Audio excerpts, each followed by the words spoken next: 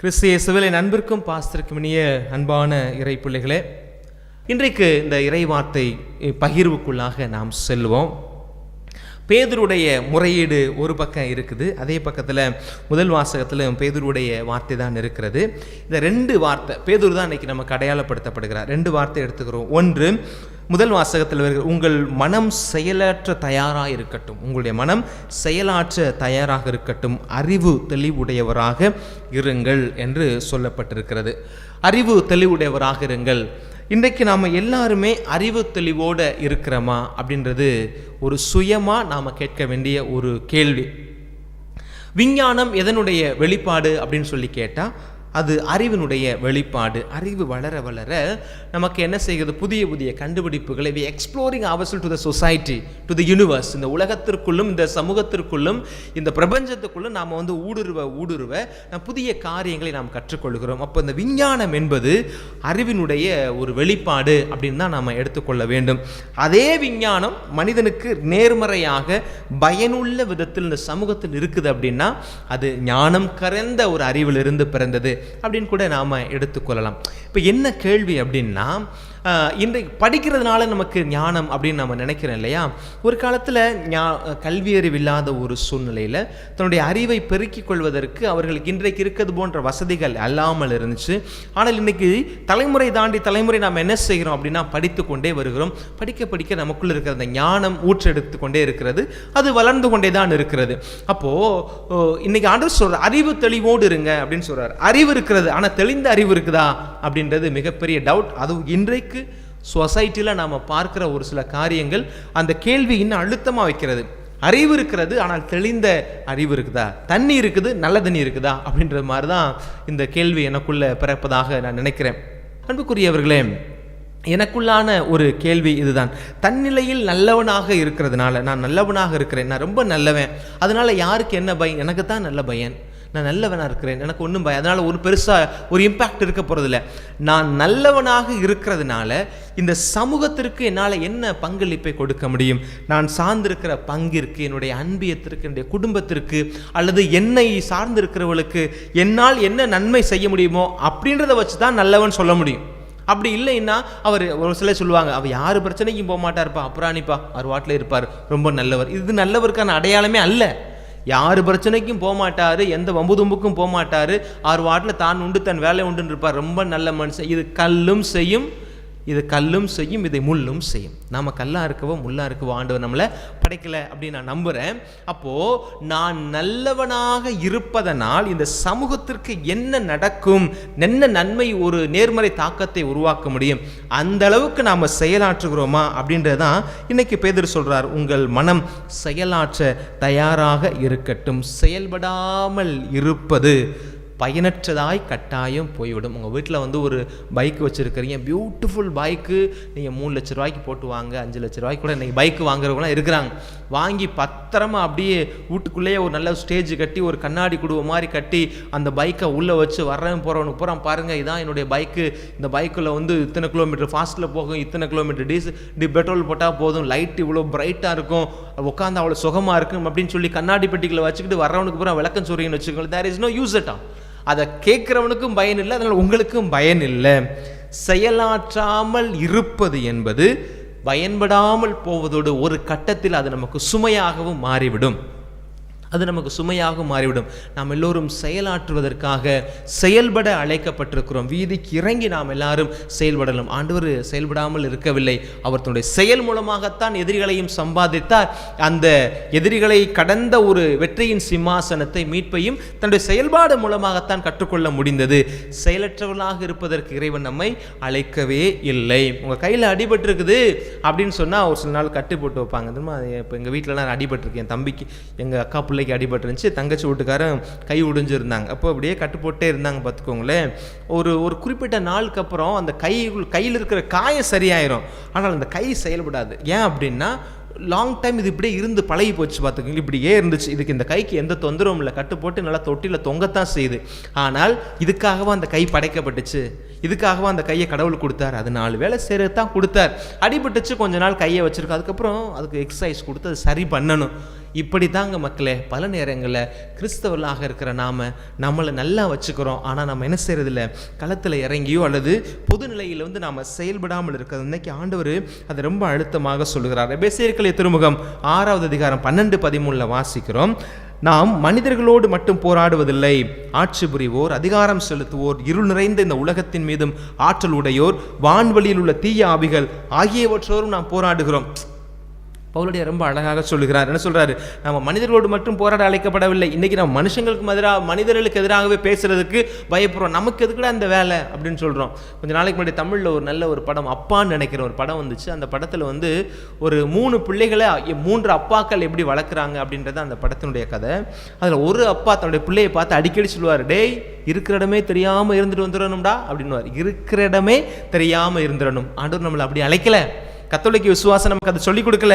நாம் மனிதரோடு மட்டும் போராடவில்லை அப்படின்னு தெளிவா சொல்றாரு. நாம போராடத்தான் பிறந்திருக்கிறோம். நாம நினைச்சுக்கிறோம் மனுஷனுக்கு மனுஷன் போராடுறோம். இல்ல, நம்முடைய போராட்டம் அதையும் கடந்தது. ஆட்சி புரிவோர், அதிகாரம் செலுத்துவோர், இருள் நிறைந்த இந்த உலகத்தின் மீது ஆற்றல் உடையவோர், வான்வெளியில் உள்ள தீய ஆவிகள் எல்லாரோடும் நாம் போராடுகிறோம். எனவே பொல்லாத நாள் வரும்போது எதிர்த்து நின்று அனைத்தின் மீது வெற்றி பெற்று நிலை நிற்க வல்லமை வரும்படி கடவுள் அருளும் எல்லா அருட்கொடையும் எடுத்துக்கொள்ளுங்கள். கடவுள் எல்லா அருட்கொடையும் நமக்கு கொடுத்திருக்கிறார். அதில் எனக்கு சிறிது மாற்று கருத்து என்பதே அல்ல.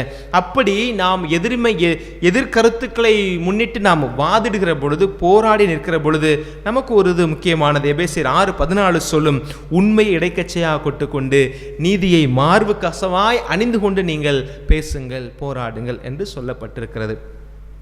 ஒரு விதத்தில் நம்ம யோசிச்சு பார்த்தோம்னா, கேத்தலிக் சர்ச் கொடுக்குற மாதிரி இன்புட்டு மற்ற யாருக்குமே கிடைக்காது. இன்புட்னா நான் செய்தி கொடுக்கறது, அவருடைய ஆளுமையை பற்றி கொடுக்கறது, விழிப்புணர்வு கொடுக்கறது நம்மளை மாதிரி யாருமே கொடுக்கறது இல்லைங்க.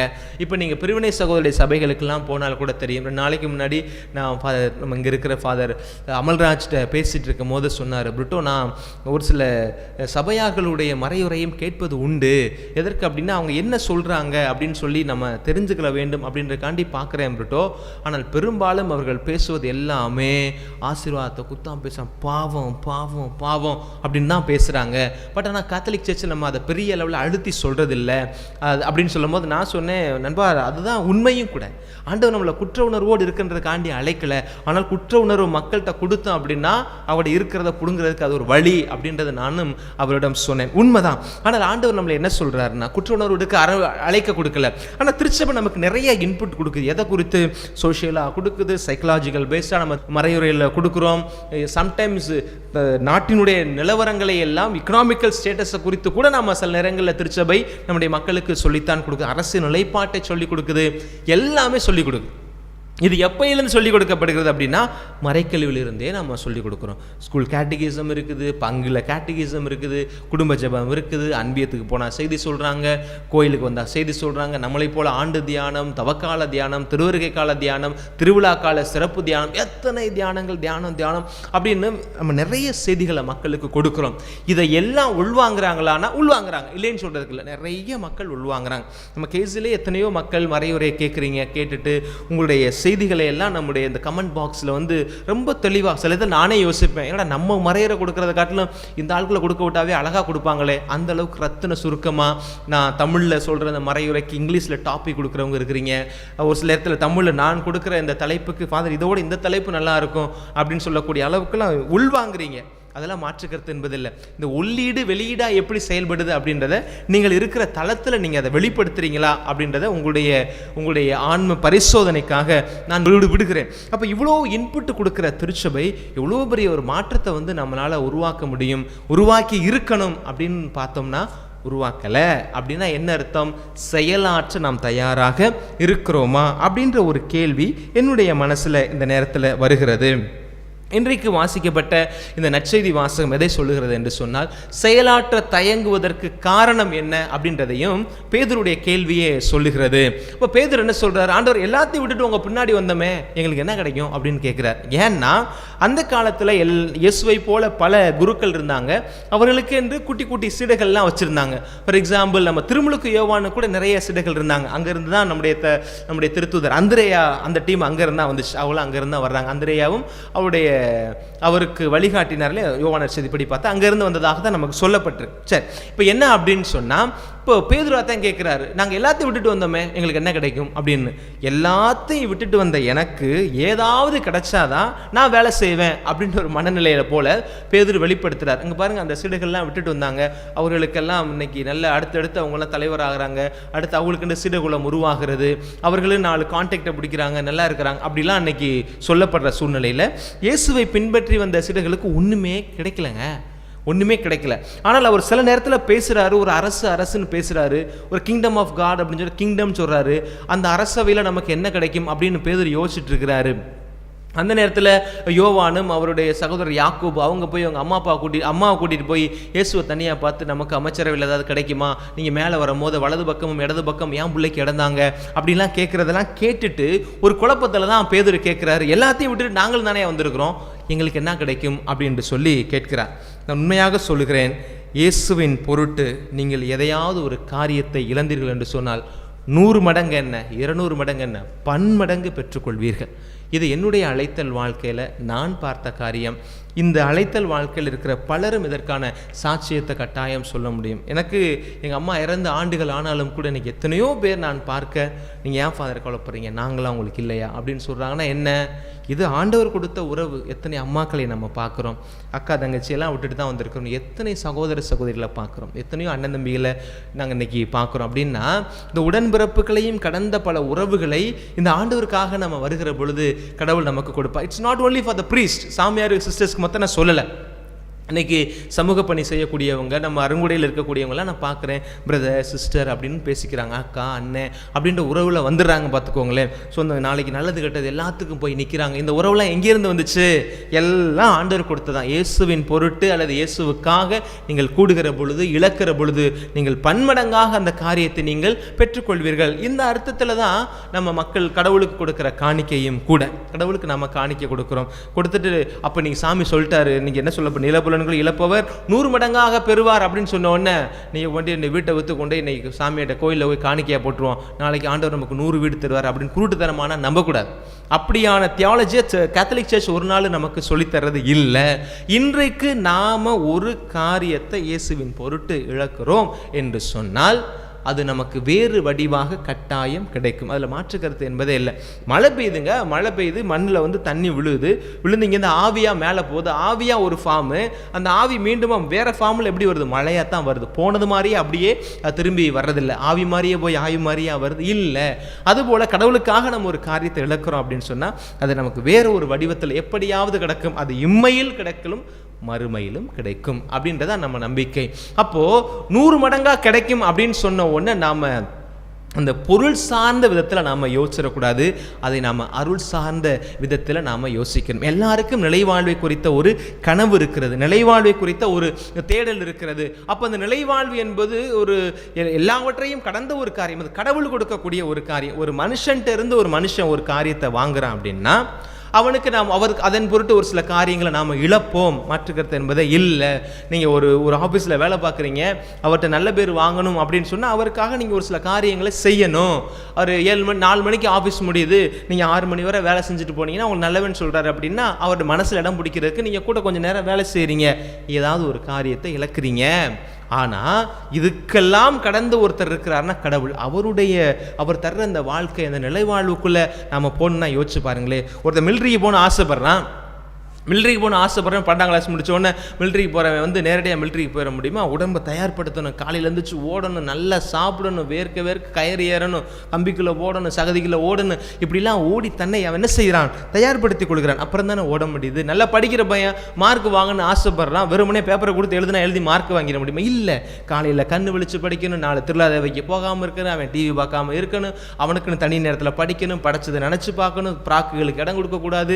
முக்கியமாக பப்ஜி போன்ற மக்களுடைய அந்த இளைஞர்களுடைய எண்ணத்தை சீரழிக்கக்கூடிய அந்த மானங்கட்ட இந்த விளையாட்டெல்லாம் விட்டு தொலைச்சாதான் நம்ம பிள்ளை எதிர்பார்த்த அந்த மதிப்பெண்ணை பெற முடியுங்க.